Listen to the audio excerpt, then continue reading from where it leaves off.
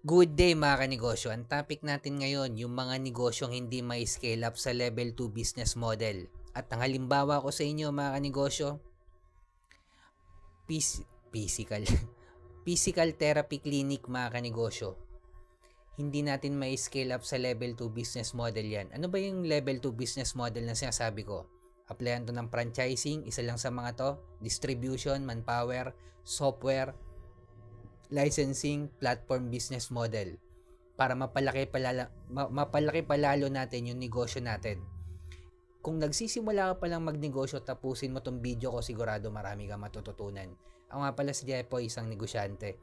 Isa rin akong DJ. Kung kailangan nyo pala ng DJ sa club, sa bar, sa event, message lang kayo dito sa page ko or comment lang kayo.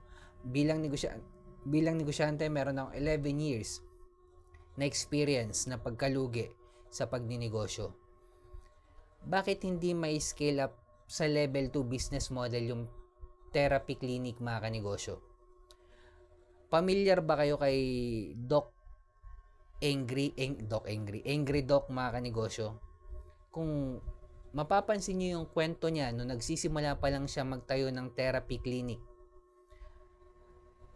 umabot, based sa kwento niya, umabot daw ng halos 100 na clinic yung naitayo niya.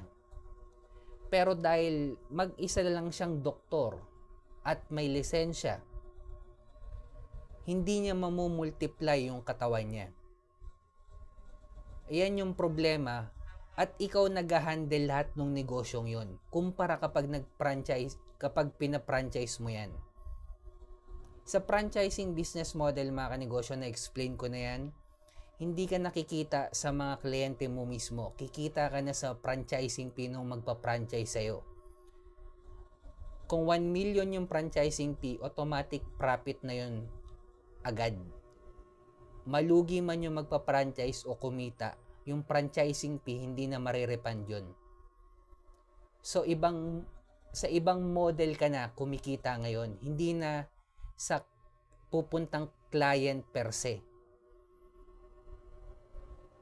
Yes, therapy clinic pa rin yung negosyo mo, pero mas kumikita ka na sa franchising fee. Pero may mga negosyong hindi nga natin may scale up sa level 2 business model. Bukod sa therapy clinic, sari-sari store mga kanegosyo. Kwento ko lang yung sari-sari store ko. Ayan yung una kong negosyo na nalugi. Naitayo ko yan malapit sa school kung saan ako graduate ng college.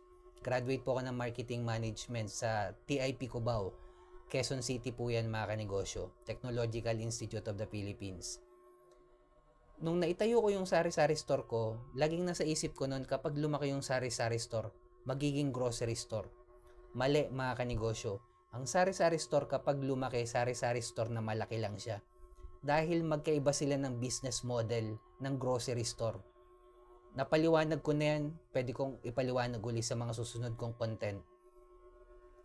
Mga kanegosyo, sa sari-sari store, reseller ka lang dyan. Hindi ikaw may-ari ng product.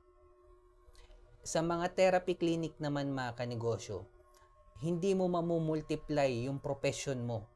Hindi mo mamumultiply yung pagkapasa mo sa board exam, mali ako sa board exam, hindi, pinakamarami na yung 4 na clinic para i-manage ng isang may-ari lang. Hindi franchisee iisa pa lang din yung may-ari ng 4 na clinic na yon. Maximum na yon. Pero kung pwedeng ipa-franchise yung negosyo na yan, tulad ng potato corner, halimbawa lang, up to 100 to 1,000 franchisee pwede. Kasi hindi naman kailangan ng profession doon sa negosyo. Tulad ng dental clinic, hindi mo mamumultiply yung pagiging dentist mo. Hindi mo mamumultiply na nakapasa ka ng board exam. Hindi mo mamumultiply na nakagraduate ka ng dentistry.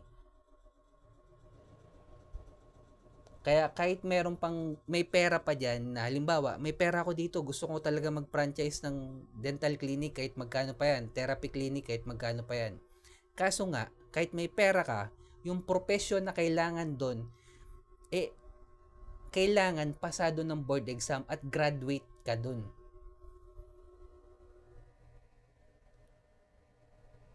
Hindi porket may pera ka, makakapag-franchise ka na ng dental clinic, ng therapy clinic. Ganyan gumagana mga kanegosyo ang level 2 business model. Well, lagi kong sinasabi, kung magsisimula ka magnegosyo, isipin mo na kung scalable ba sa level 2 business model yung itatayo mo negosyo. Kung hindi, nagsasayang ka lang din ng oras. Okay lang naman magsayang ng oras habang bata ka pa, experience, walang masama dyan, kumita naman ako sa sari-sari store for experience purposes. Pero, dapat tanggap mo sa sarili mo na hindi mo mai-scale up yung negosyo na yan. Tulad ng sari-sari store. Siyempre, lagi kong sinasabi, focus in one, ikaw yung may-ari ng product, ikaw may-ari ng brand, ikaw yung nagtahi, ikaw yung nag-compose ng kanta, ikaw yung gumawa ng salamin, ikaw yung may-ari ng recipe, ikaw yung nagluto, ikaw yung nag-create. Hanapin yung market ng mayaman at panghuli kailangan na natin gumawa ng original content dahil kasama na sa trabaho natin yan bilang negosyante. At kung umabot ka sa dulo na video na to, subscribe ka naman sa akin, heart mo na rin to, comment ka lang kung tagasan ka, gusto ko malaman saan umabot yung video ko. At sa mga negosyanteng nakaranas ng pagkalugi ngayon dahil sa taas ng mga bilihin, crisis, huwag natin kalimutan mag-pray kahit anong religion natin. Ingat tayong lahat. Peace.